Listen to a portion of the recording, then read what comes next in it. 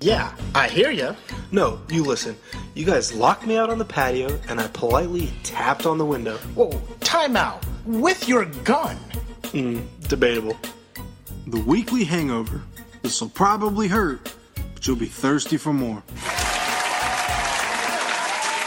All right, guys, what's up? We're back another episode. We got my friend, longtime friend, Braden Clements. He is back. Haven't been able to catch up in a while. Braden, what is up, dude?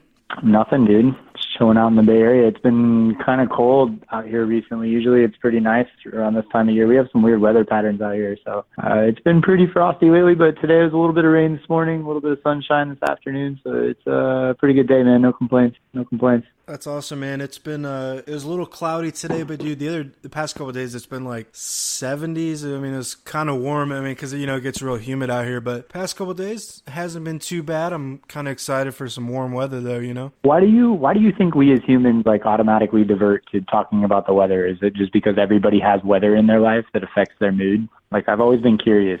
People will be like, "Oh, how's it going? What's going on?" And you're talking about the weather. That's the one thing that you understand, right? As humans, that we can explain to each other. It's a sunny day, and you're like, "Oh, that creates good vibes." Well, yeah, dude. I mean, if obviously the warm weather, you're like, "Oh man, it's freaking great out. Feels great. Feels good on my skin." But if it's damp and cold out, I'm like, "Ugh," my back hurts and all that.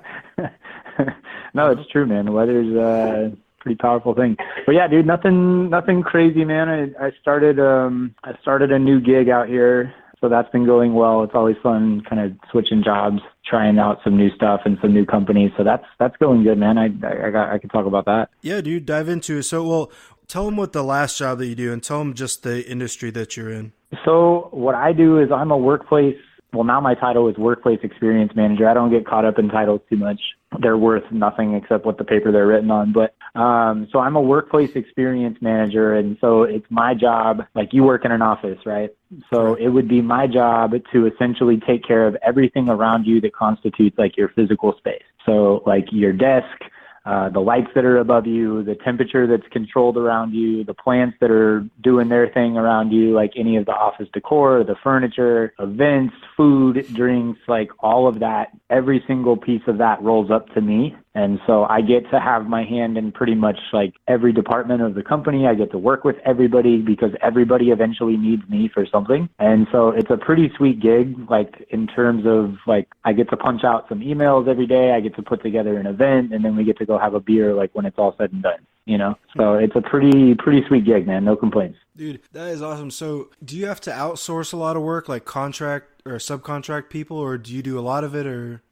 Part of it, so that's a good question. Today I had to have some frames installed, and because of how many there were and the time frame that we needed to get it done, I outsourced that. So I hired a professional who could come in and hang all these frames for us. It's also a showpiece, so we wanted to get somebody who has a background in hanging, more of your experience working in art galleries and that kind of stuff, because those installs are pretty complicated, and we had something similar to that. But if it's hey, we need to throw up this cabinet with all the first aid stuff in it, I would do that. But if we have big scale moves, we would outsource that. We outsource all of our lunch, and we outsource our snacks and everything that's brought in. So we do rely on quite a few partners to make the business run, and also that make me look really good. So the good thing is when everything is working and nobody notices that there's a problem, I've done my job really well. But when there is a problem, for instance, when the avocados are too ripe, which is a real thing in tech, by the way, I'm going to be the first one to hear about it, and it's my job to correct it. So there's you get to play both sides of the fence, if you will. Dude, I'd definitely say that out of all my friends, you, among maybe one or two others, are a complete change from what you used to be in high school and then what you started out doing construction. Yeah, actually, I don't know if you still do side job construction anymore, just for your dad's old business, but you started out in construction, right? Yep. And then you moved to the Bay, San Francisco, and then got into some tech companies, which is a complete 100% different change. And dude, you're doing great, man. It's really interesting. So I don't know what the perception of tech is outside of tech. In San Francisco or the Bay Area in general, we're all kind of in our own little bubble. And we're used to people coming to us And so I don't really know, like, in Virginia, what the perception of companies like, or industries like ours is. Like tech, the cool thing about tech is you're starting to see it kind of like pop up everywhere. So like Richmond, Virginia, I'm sure has like an underbelly of startups and, you know, these smaller companies that are trying to implement their good ideas, because that's the beauty of tech, is like a good idea can come from anywhere. But the thought is like the work and the people that you need to help build your idea, well, the best ones are all coming to San Francisco. And so it's really interesting. Like what I always tell people, like all those stories you hear about tech are true. And I knew nothing about tech, like when I came down here and started working. Like I just used, like I did know how to use tools. And so I started out as like a maintenance tech, like swapping light bulbs and fixing sinks and stuff like that, you know. And slowly, like, I could also write decently, so being able to write an email. And I think that that's, like, really what separates me from a lot of the people I do business with, is there's some people that just are really good with their skills and their hands, but they don't know how to communicate or, like, verbally or like, grammatically write very well. And I was able to, like, figure out, like, oh, I'm really smart. I have a brain. I can write really well. I can communicate to people, like, writing things down fairly decently, like, but I can also do all these skills. And so I've like fashioned myself as kind of like a hybrid, if you will, in my role. And I've had some good mentors, obviously, but yeah, it's a vastly different world in construction, just simply going from outdoors to indoors. Like my customers are now like my employees, so they can't really talk crap to me the way like a normal customer would. Like, even though my industry is customer service, like we're not Costco. And so the employees can't just like tell me how crappy of a job I'm doing, at least so bluntly. So that's kind of nice. But at the same time, it's like, yeah, it is a vastly different world than construction, but it's also like a testament to a lot of people. Like if there's something different you want to try, like apply for it. You know, I probably had no business getting into what I do, and I've pretty much faked it until I made it. And so far it's working out. Nobody's really caught on to my scheme yet.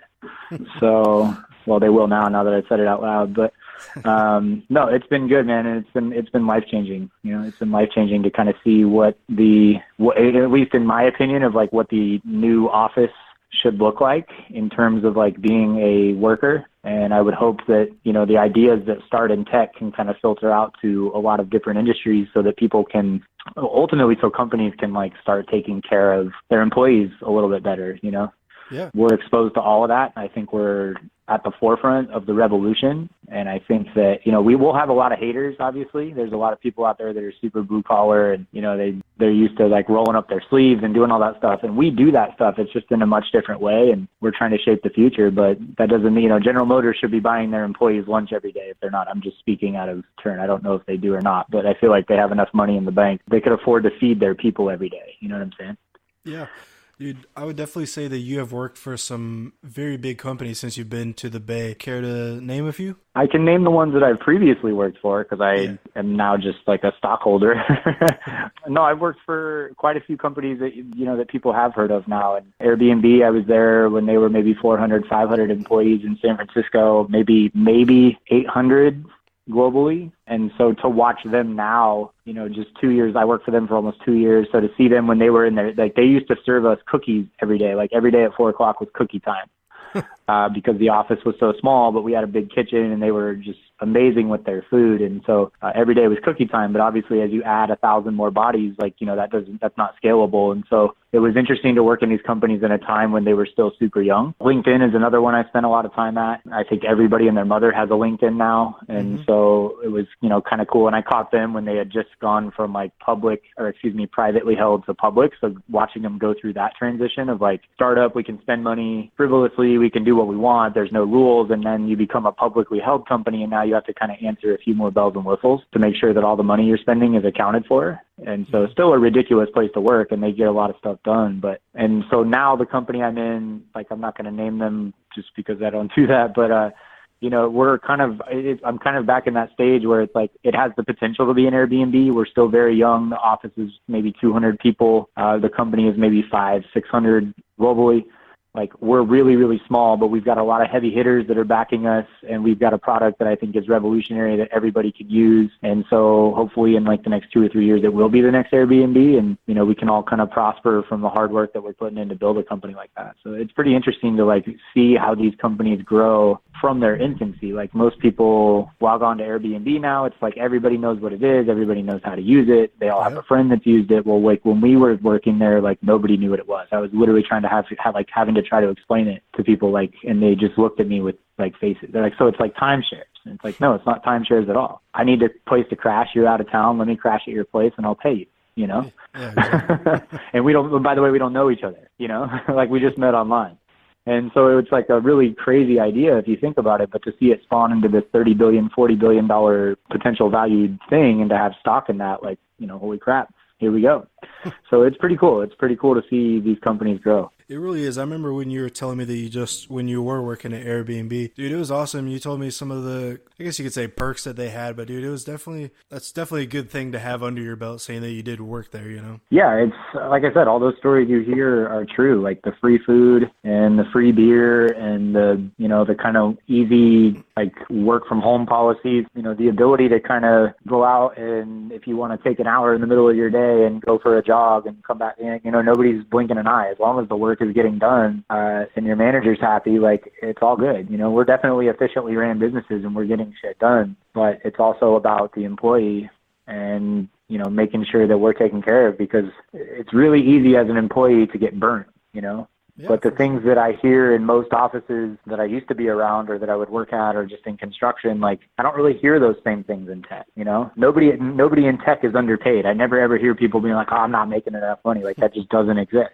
You know, in construction, everyone's underpaid, and they are. If you're in construction, you're underpaid. Double whatever you are getting paid, and that's what you're worth. But, you know, some of those same problems, like tech has figured out a way to kind of remove that stuff from the workplace. So, like, we're all happy and productive, and I have no problem taking a 45-minute cramped subway ride to work, you know, because I'm happy to be there. Yeah, and you and I are in really different fields. You know, I work for a mortgage company. I work in an office. Like have people that I answer to. So very different in that aspect. So, but I do genuinely love working there. Like my boss, you know, which is one of my best friends, he does not micromanage.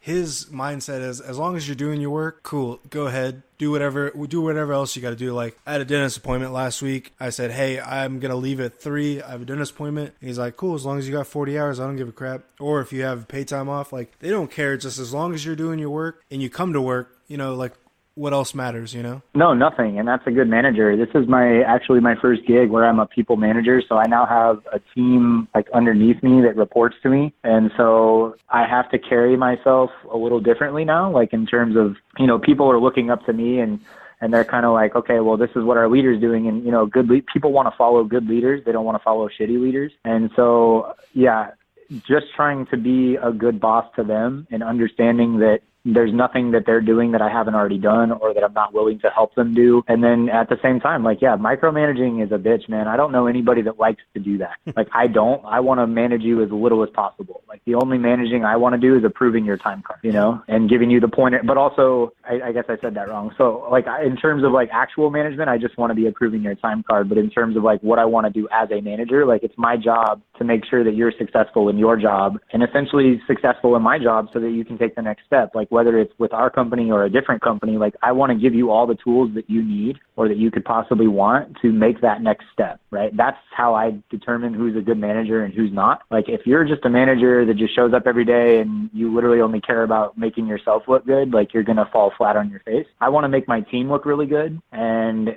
let them know that their work is appreciated and then they're learning lessons through that. And then eventually they're going to be able to take over my job because I have my eye on the next person above me, right? Yeah. And whether it's with this company or another company, like we're all looking to take that next step. But my determination of success as a manager is how good are the people underneath you and how far are they going in their career, right? I've had a lot of good mentors and people that have taken me under their wing and gotten me to this point. And so that's one of the only ways I know how to like pay it forward is just like, what did those guys do for me? They were completely unselfish, and it's my job to return that. And the people that I have underneath me, like that's the kind of manager they're going to get. Like, let's go to work. This work already sucks sometimes bad enough. Like, it's fun work. Sometimes it's not. Yeah. But at the same time, like, we're not all on a beach like we want to be. So let's make this badass and let's try to kick it. You know, let's make it as good as we possibly can. And so it all starts with me. So it's a different skill set to try to kind of pick up on the fly. Yeah, I would imagine it would be sometimes tough, you know, maybe if people aren't picking up their end. But what is great about having a good leader like my boss and my supervisor, or they give us the tools that we need, and if we need any assistance, they're there and show us. If something's not working out, they're going to show us a better way to do it. They're not going to just say, just get it done. They're like incredible managers and bosses. Like they do a fantastic job at my work. I forget, was it like Steve Jobs was like, you hire smart people and good managers just get out of their way, right? Like, I hired you because you're the right person for the job, and now let me just step aside and let you do what you do best, right? Like, that's the whole point. It's a lazier way to go about it, but it's like, that's the way to do it, because you're hiring people that you think can do the job. Well, they should be able to do the job. And if they're making your life easy, you don't have to step in. Just let them do what they do best. And it's also partly like identifying what they do best. Some people are good at some things and they're not good at others. It's like, it's my job to identify where they're really strong and where they need help. And same for me, like, where am I weak? So I can hire a team that can help support me in areas that I'm weak, and also like provide back end support in areas that I'm really strong, right? So that I can pass that knowledge on. It's kind of like this revolving circle, but I've found that it's pretty beneficial when you can get your team to align with that idea. And I think that the team that I've built out now is on board with that. And I mean, you could podcast with them separately and gauge their interest, but I would like to think that I'm doing a good job. I think you're doing a good job. I'm still employed, so that's usually a good sign. Yeah, usually a good sign. That's a good sign. Yeah. My just direct supervisor, he was out of town for 4 days, and he brought myself and another guy on our team. We have like 11 people on our team, and he brought myself and him aside. He said, hey, I'm going to be out of town for like 4 days. Dan, you're going to take over. Just going to make sure everything goes smoothly. And I think even if he wasn't there more than a couple of days, I definitely could take over the position that he does. He does a great job. If push came to shove, I definitely think I could help out, but he's given me a lot of tools to help manage people, like just, or add to their arsenal, you know? It's interesting too. Like, a lot of people learn, I don't know how you are, but a lot of the stuff I've learned, I've had to learn in the moment, you know? Yeah. There was no prerequisite, or maybe the people I was working with didn't have the information. It's almost one of those, like, you know, you'll have a vendor and they'll be like, well, what do you do in this situation? And it's like, well, what would you do? You know, and really, in reality, I'm trying to get the information because I don't have any idea, you know? I'm really just trying to fake it. And a lot of times they'll like, oh, well, this is what I would do. And I'm like, okay. And I try to interpret what they're saying and maybe switch it up so I can sound smart. But you know, it's a lot of what we do is the ability to just learn on the fly. And I think that that's a really important life skill is, you know, you're never going to step into a job knowing how to do everything right away. If not, you need to step into a higher, more challenging job. And so, you know, a lot of people like learning under the fire like that. Like, you know, if your boss just one up and tomorrow, like, that's it, I'm out, bye. You're like, hey, I got this. No need to go out and hire somebody else. Like, yeah, I'm going to drop a few balls here and there, but ultimately, like, we're a team. We'll pick up the slack, and I got this, you know? Sometimes just the way it works out, and that's how you need people like that, you know? Obviously, when you have people in charge, when you have people below you, there's going to be people that are going to be stragglers. But obviously, like you said, is you take it as you come, or you should take it as you come. You know, you're not going to know everything. Like my boss, he claims he doesn't know everything, and he clearly does. I don't know, you haven't met him, but literally knows everything about the mortgage industry. He is a juggernaut when it comes to his memory on everything. But you know, you take it as you go, and you learn along the way. If you don't want to keep learning, then you're just looking for a check. That's it. No, and you need, you know, there's people out there like that too that are just looking for a check, and that's fine. Like, there's definitely a place for them. Yeah. You know, when they're necessary. You know, it's just I personally couldn't operate like that, but you know, but you need people in all shapes and sizes. You know what I mean? Like, you need them in all different mindsets. Yeah. And so everybody can contribute something, right? So I'll take that. Yeah, no, there's always just contribute. Just be if you're gonna suck consistently. So at least I know what I'm getting into. Don't show me like flashes of brilliance and then suck. You know, like, just be consistent. If you're gonna be bad, just be consistently bad. I can work with that. You know, don't be all over the map. I can rely on you to suck right now. Exactly. But at least you know that going in. It makes it easier to stomach. And if you're good at what you do, you will adapt, right? Because what do you know they do have? They have two hands. They have a brain. Yeah. They're breathing. Like, they're capable of contributing something, right? It's up to you to figure it out. That's why you're a manager. That's why you're a boss, you know? You been watching any fights lately? Dude, I watched the fights this weekend, the UFC on Fox this weekend. So I only saw about 3 of the fights. I'll tell you the fights that we talked. We can talk about each of them individually if you want. I saw the Henan Barrow in, I think his name is Kelleher. I'm not 100% sure. That was a pretty good fight. And then I saw the main event, which was so much fun. Dude, there was a lot of controversy about the main. Actually, I want to talk about that main event because you know some guys from Team Alpha Male, which I believe Josh Emmett fights at, correct? Or trains yeah, he at? does. Okay, so I watched all those fights this weekend, and I put on like 15, 20-minute podcast for that. By the way, if anyone didn't see that, go ahead and check that out. It was fun. So So I watched the last 3 or 4 fights. I saw, what's his name, Ilir Latifi knockout. What's his chops? Big, tall, black guy, John Jones beat. Come on, help me out. You're not any help right now. No, I didn't watch the cards.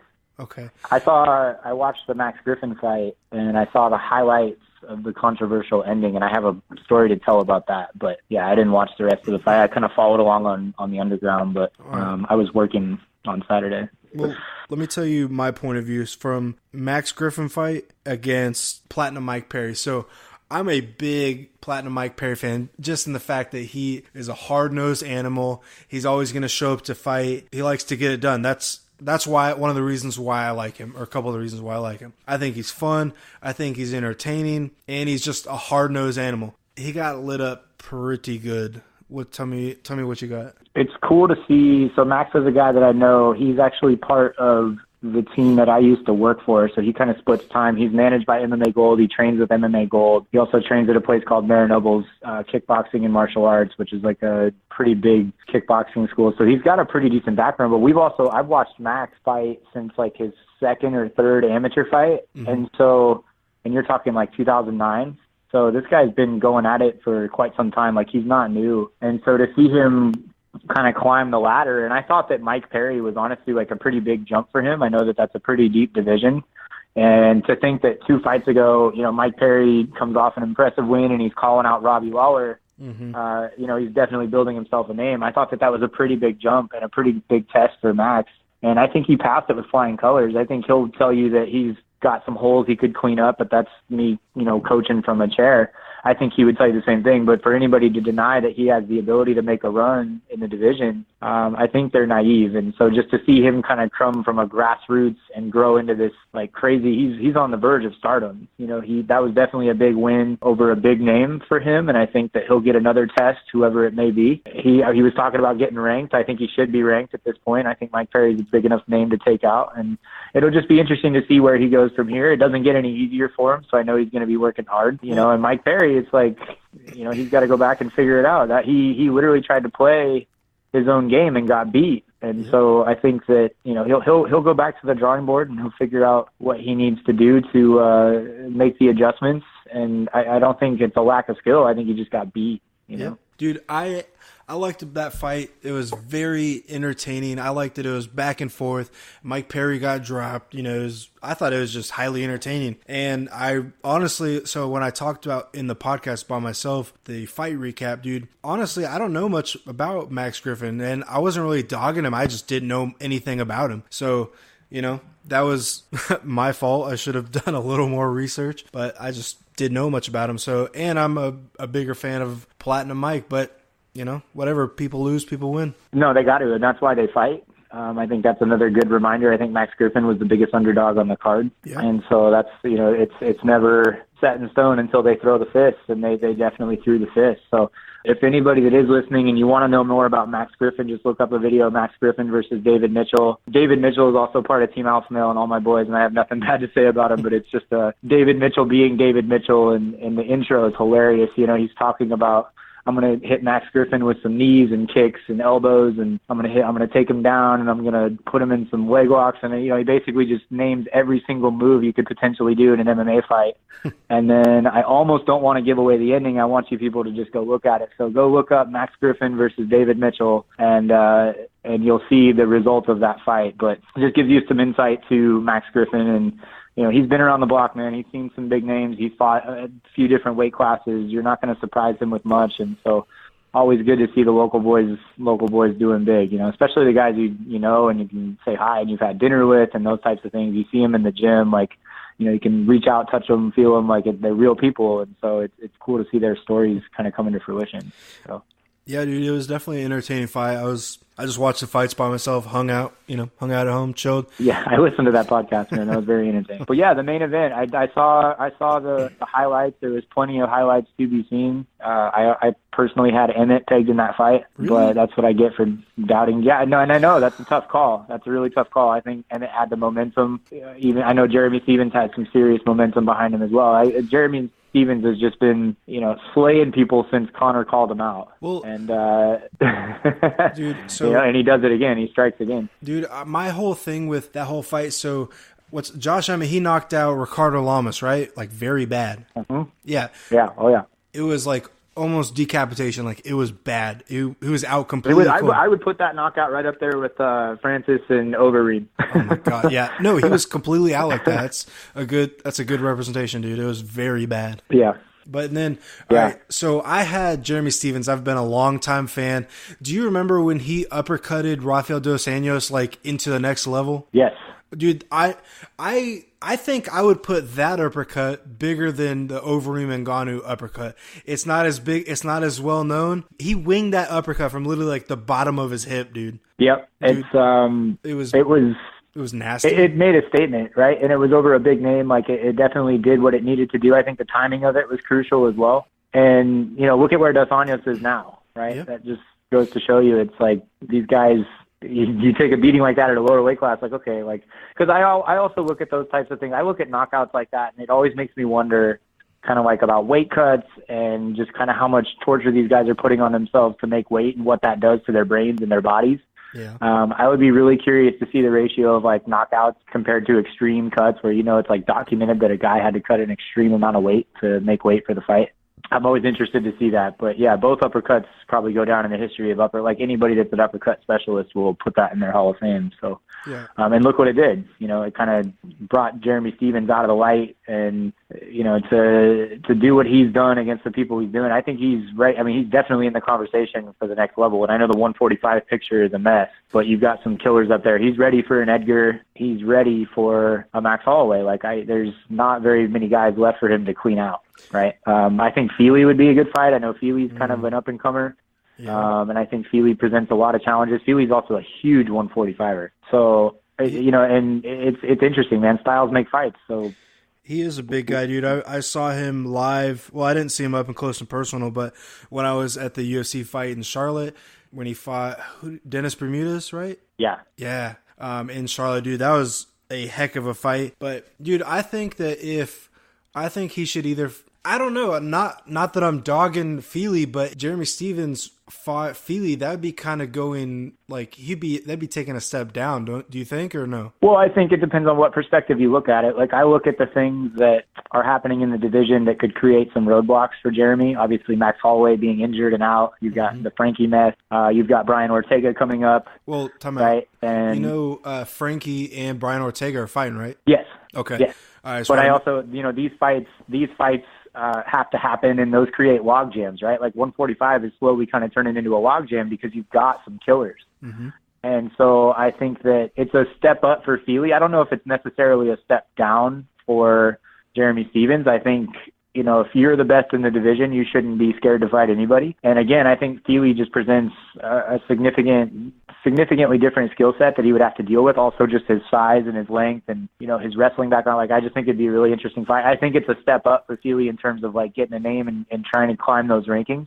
Yeah. But I think that it's not a fight that doesn't make sense to me. Like, I would watch that fight, Yeah, I would and definitely. Feely's definitely got a name behind him. He's got some power to, he's always putting on entertaining fights. I think his post-fight speeches are always on point. Again, another guy that I know, he's a really, really nice guy. He's a big guy. I just think that he's right there. Why not give him a shot? All he's done is come out and perform. Even in his losses, he's fought, he's a Uriah Faber product, man. He's not just going to come out there and lay down. And so I would like to see that fight. I could get behind that fight. I could see it. You know how MMA math does not ever work, but it makes sense in your mind? Never. All right, so hear me out. All right, Feely correct me if I'm wrong, but Feely got knocked out by Lamas, correct? Yes. Okay, and then Lamas got knocked out by Emmett, and Emmett got knocked out by Jeremy Stephens. Yeah. Ipso facto. Well, and Emmett... Emmett and Feely are teammates, yeah. So I'm not sure if Jeremy Stephens would want to take on back-to-back, alpha male products. And, I think Jeremy Stephens has also earned his ability to kind of wait and see. Yeah. I think that you don't, and that's the thing. Who's at the top right now? Brian Ortega's skyrocketed to the top. He's fighting Frankie Edgar. You got Holloway, who's injured. He's the champ. It's like, where does Jeremy Stephens go? The winner of Ortega-Edgar fights the champ, but it's like you don't necessarily give Jeremy Stephens, you don't give him a guy coming off a loss unless it's like a Cub Swanson. You know what I'm saying? So... No disrespect. And Cub Swanson, I know he's coming off of a loss to Ortega, but he's also still, number 2 or number 3 in the division. So... Yeah. that's not really a step down for Cub, and it's not a major step down for Jeremy. I think that's, if you're going to give a guy coming off a loss, that's who it is. But outside of that, like, you just have a logjam in the top 5 or 6. Yeah.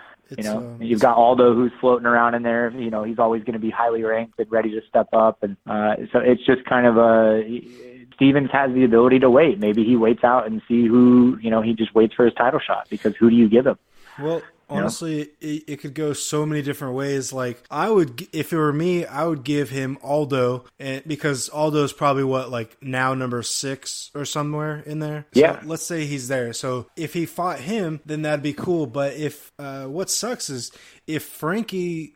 Let's say Frankie wins, then they're going to either wait and have Holloway and Frankie fight, or they're going to give him Jeremy Stevens after that fight. So, dude, it is a freaking nightmare of a mess, but I don't know. It's going to be exciting. All right, so leading up to the main event, dude, all really good fights. I like watching Platinum Mike Perry fight.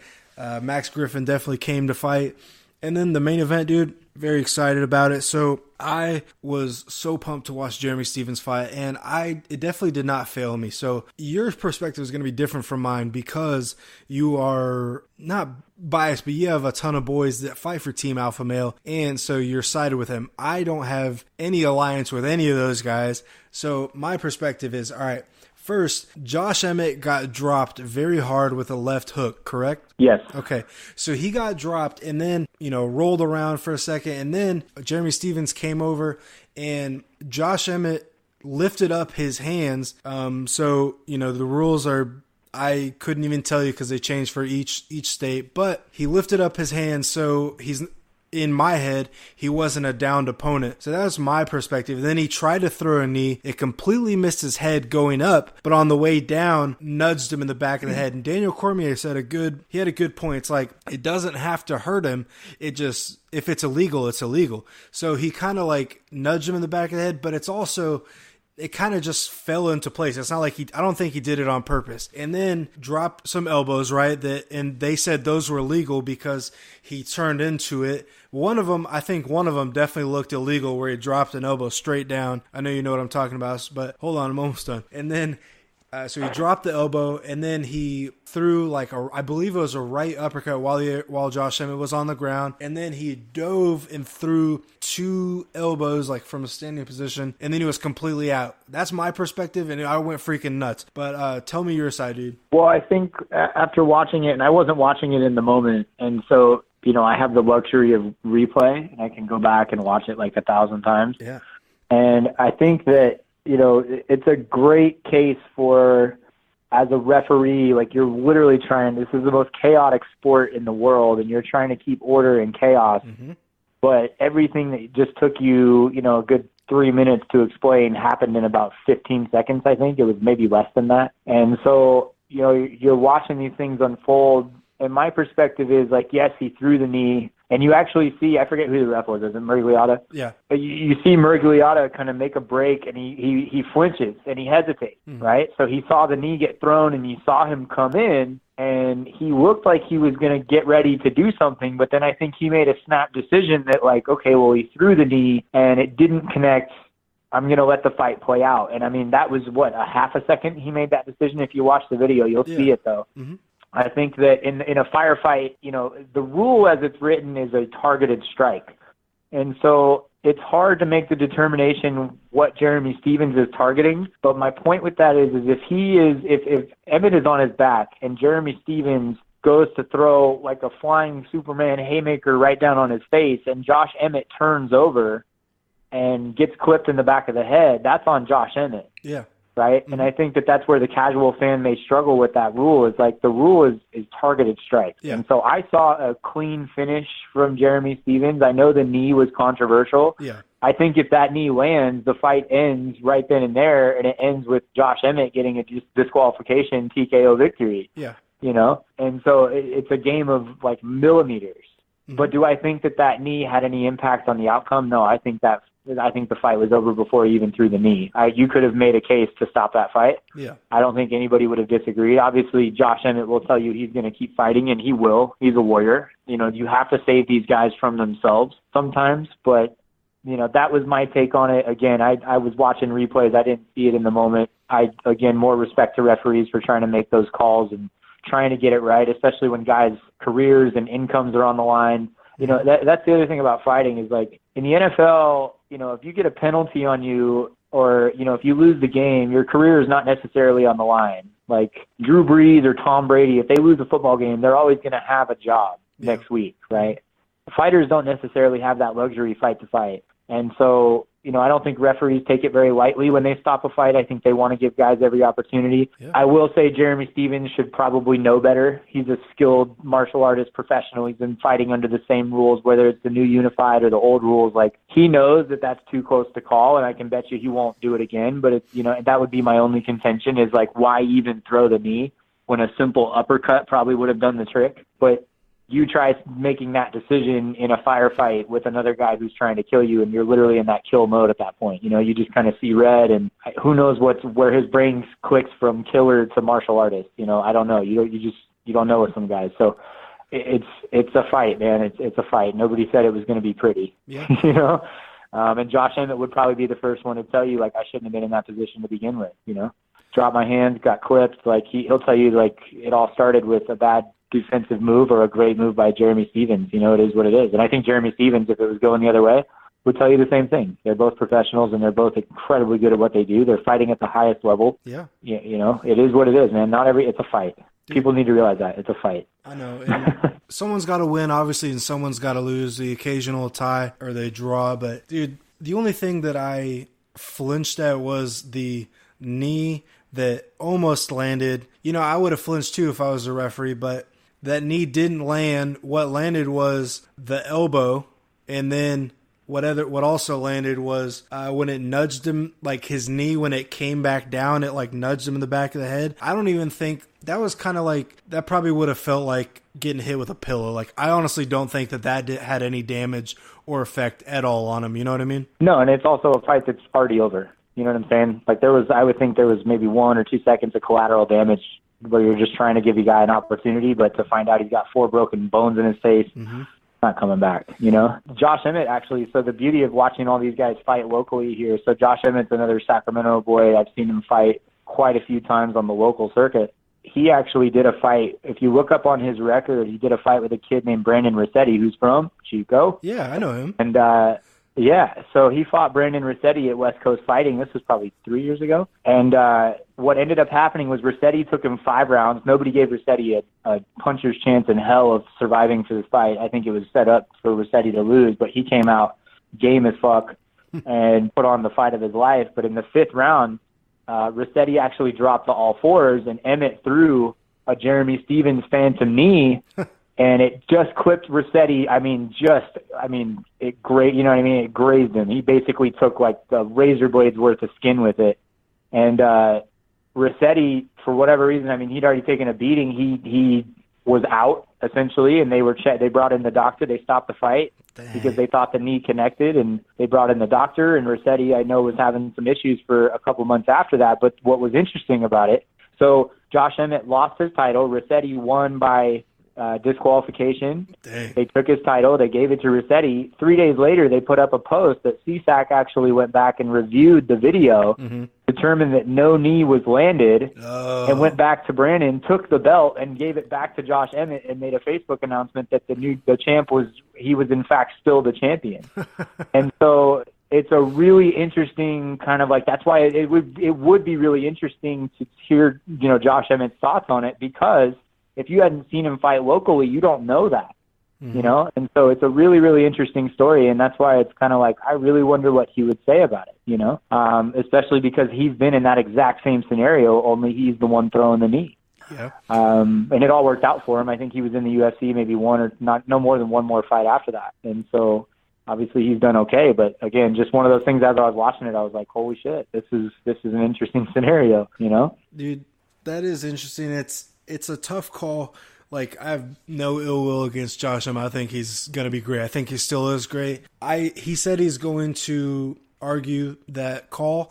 I don't think he's going to win that by any chance. I don't even think they'll even I don't even know if they'll review. I mean, I know they're going to, but I don't think they're going to give it a second look, honestly, you know? No, I don't think they will either. I mean, as a professional, money's involved, right? So there's whatever he got paid for that fight, double that, and that's on the line for him. So, you know, what is it, $100 to file an appeal? I would take a shot at it, you know? Oh, for sure. They're not going to fight again. You know, I think that controversy or no controversy, it was pretty definitive. You know, if that was like a 5-round war and that happens at the end of the 5th round, then yeah, I think the UFC profits on the rematch. But no, he should. I encourage, that's why it's there. I think as a resource, like as a fighter, you got to take advantage of those things. That's why they're there. Mm-hmm. And if you don't, like, you know, there's no harm in asking, right? Yeah, for sure. Absolutely, man. It worked for him, right? You know, he appealed the first time and it worked, so why not try it again? Yeah, but overall, it was such a good night watching the fights. Like, all those fights, like the ones that we just talked about, they all could have been pay-per-view fights, dude. They were such a good time to watch. What is your favorite big fight coming up? Like, which one are you like, whoa?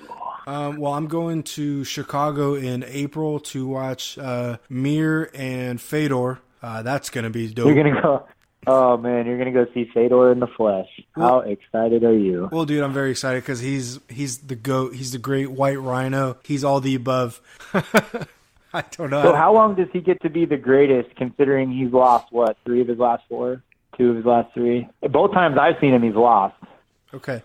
So, and I'm sorry to say that. I know that you have posters of Fedor above your bed, but... how long is he considered? I think the longer he keeps fighting, you know, kind of his legacy is losing its luster a little bit, because it's kind of like Dan Severn, right? Like Dan Severn is a god, but you go and look at his record and he's like 40-78.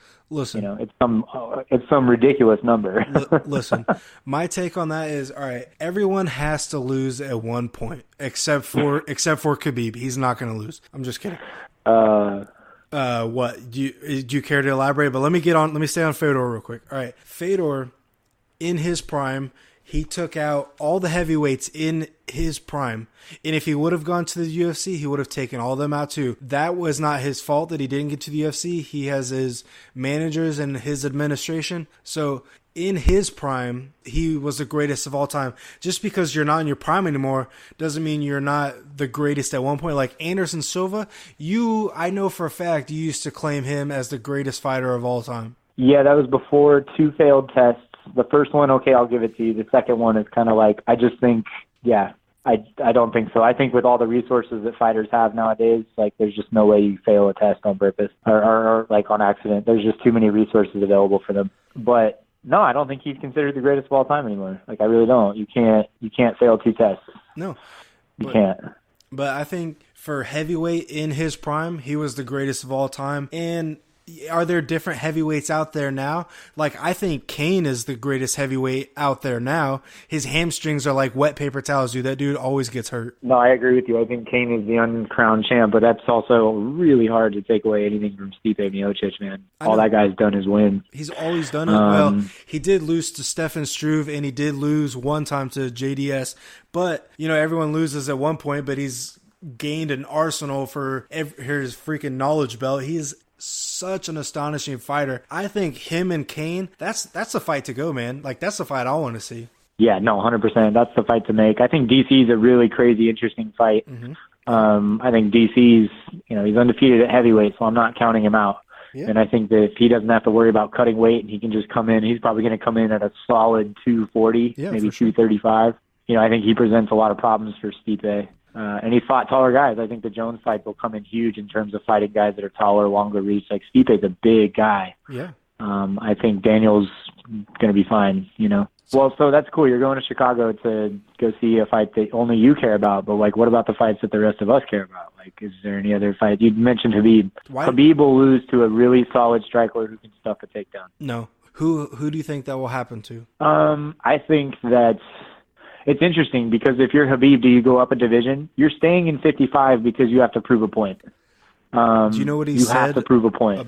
He said probably a month ago that he's going to go down in weight. He's absolutely out of his mind.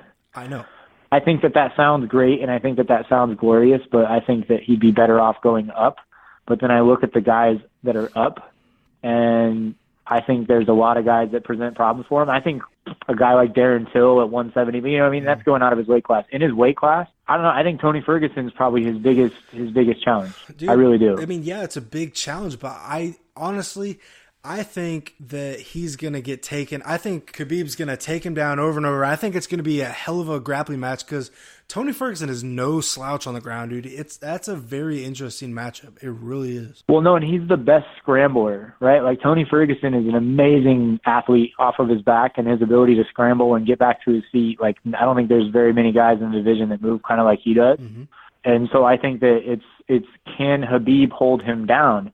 And I think if you're Tony Ferguson, you know, those first 2 or 3 takedown attempts, if you can stuff those, mm-hmm. I think you've opened up some serious holes in Khabib because I think Michael Johnson was the first to expose Khabib's chin. And I think Tony Ferguson can easily sweep him with a 2 or 3 punch combo. Like it's not unthinkable. I just don't. And Khabib is a beast, man. I get it. I get the hype. There's nothing bad to say about Khabib, but I just think when guys touch him, he gets uncomfortable, dude. And I just don't think he can stay champion very long because eventually everybody's going to catch up to him. Rafael Dos Anjos, great striker, true or false? I think at 170 he's just a monster. I think he's a good case for weight cutting. So yeah, I would say that. Yeah. Yeah, when they fought, dude, he beat up some elite strikers. Yeah, dude, I legitimately think that Khabib is going to freaking bulldog him. I think he's gonna take over Ferguson. I think he'll stop him. Honestly, it's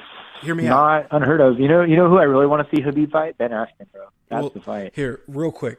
So Kevin Lee, he gave trouble to Tony Ferguson. Ferguson had trouble with him, dude. So I mean, yes, Kevin Lee got submitted in, I think, the, 3rd round or something? Where do you rank natural athleticism in your skills that you must have at the elite level? I'm a 10. That's all you need to know. I'm a 10. You personally are a 10. Yes, I would agree. Strong 9.8. But, you know, in terms of, like, natural athleticism, I think that's a crucial component that some guys have and don't have. Yeah. I think there's some guys like myself, like now, like as a kid, I was a natural athlete. Like nothing fazed me. I could jump out of the gym. Mm-hmm. Now I have to work really hard for it. Yeah. And I'm still nowhere near on the level I was when I was like 20. But it's one of those, like, you look at a guy like Kevin Lee, like he's putting the skills together, but naturally as an athlete, like this guy is an athlete. And like, you know, is Khabib a natural athlete, right? Like could Khabib go play basketball? I highly doubt it. Could he go play tennis? Absolutely not. Like, could Kevin Lee go do those things? Probably, you know, and I think that those things translate in your ability to move, and I think that that's why he gave Tony Ferguson problems was, you know, and Kevin Lee was also fighting off of a staph infection. Mm-hmm. Like, those are no joke. You know that. I know that. Yeah, but Kevin Lee, I don't know. Even though he did have that MRSA on it, it was on his chest, right? Yeah. Oh, yeah. I've never seen anything like that because it had no head on it. Yeah. So you know what I mean? Ferguson had trouble with Kevin Lee when he wasn't at its finest. What do you think Khabib's going to do when he's 110%? He's going to ragdoll him, bro. Mark my words right now. Khabib is going to win within 3 to 4. That's my call. 3 to 4. So, Khabib, you're taking Khabib in 3 to 4. Yep, for sure. Okay, I will take Tony. Do I take the bet on the 3 or 4, or do I take Tony overall? Dude, that's the bet to make. And like, what bet do I make? All right. Well, what's the safer bet? Let's talk about our recent bet, and I'll let you think about that bet. So last time Braden and I, we've bet a bunch of big times. We've bet on plane tickets. We usually bet on Chipotle, but this last time was the McGregor-Mayweather fight. I went for the smart choice. Braden lost. He's got to fly me out. We're going to Texas. Yo, when are we going, man? We're going in September. We're going to go watch A&M play Clemson because I think that would be an insane college football game to go to. And it's right around our birthdays, AJ's birthday. We're going to bug him while we're out there, hopefully. Yeah, man. Clemson versus Texas A&M at Kyle Field, September 8th, I think is the day. But we'll go out there maybe 2 or 3 days before. Maybe, I don't know. We'll figure that out. Yeah. But yeah, man, we're going. It's going to happen. Like, the bet is a bet, and it's also like, you know, why not make a bet where everybody can benefit and have some fun? Oh, absolutely. And, you know, it's one of those, like, why not? Let's do it. So that's when we're going. We're going to try to camp out, I think, 1 or 2 of the night. Mm-hmm. You know what I mean? Yeah, for sure. So we can sleep under the Texas sky. Mm-hmm. A broke back. And that's what it's going to be, man. It's going to be a good time. So it's going to be a good time. We're going to do that in September, but all right, let's bet, because this fight is in April. We got that coming up. So I'm taking Khabib in 3 or 4. That's what I'm calling, 3 or 4. I will just take Ferguson outright. Let's remove the rounds because I'll take Ferguson outright. Okay, for sure. I'll take that. All right, so what do you want to bet? You want to bet some lunch? You want to bet something big? You want to bet a T-shirt? Chipotle in Texas. Ooh. I feel like people are listening. They're like, dude, really? That's it? Like, that's it? You give them 15 minutes on a segment, and that's all you're going to bet? No, I think, I'm not trying to bet you the ticket to the game. I looked up tickets to the game, bro. Yeah, that's going to be a pretty penny right there. But we're paying for an experience. So I don't want to bet that. Maybe how about the camping fees? If there's any camping fees, which there might be. I don't know. Where are we trying to camp? I'm not trying to sleep on the side of the freeway. I don't know. I mean, I've only been out to Texas like 20 times, but I haven't been out to where the game's going to be. But we'll figure that out. So are we just betting lunch and fees? Let's go lunch and fees. All right. Yeah. Let's bet that. So or camping supplies. We'll have to get some stuff. $75 max. All right. Yeah. So I'm with that, dude. All right. There we go. We could have just said $75 and probably called it good. All right, man. Anything else you want to say before we head out? No, I don't think so, man. As you know, we lost the old man recently. Mm-hmm. And so my message to people is, again, like, kiss the ones you love, give them a big hug. I'm really enjoying being a dad, so shout out to all my dads out there. Absolutely. And if you're not on that train, you should get on that train. But, no, man, be good to each other. Pretty simple world we live in if we make it. So, dude, that's my advice. It's been hard, but also good watching you go through this because you and I have known each other for a very long time. I've known your father for a very long time. Shout out to Rick Clements. You and him have not always had the best relationship, but, your family is your family. Tell everyone you love them. Tell your friends that it means something to you. Who cares about if it sounds weird? Tell your people that care about them. Tell them you care. You know what I mean? No, you have to. And lucky for me and my dad straightened out a lot of things, and, we're in a good spot. It is what it is, man. Your old man's your old man, and he's going to set the best example for you, whether it's good or bad, and it's up to you to kind of learn from that. And so I'll take the good, I'll filter out the bad, and I'll pass it on to my little man, and, we'll keep the cycle going, man. Dads play a huge role in young men's lives, and so I need, guys need to realize that, like, you have a huge presence in your kids' lives, and we have a responsibility to each other as humans, so enjoy it. Enjoy the process. All right, you guys, this has been another fun time, another great episode. This is Dan and Braden at another episode of The Weekly Hangover. We are out.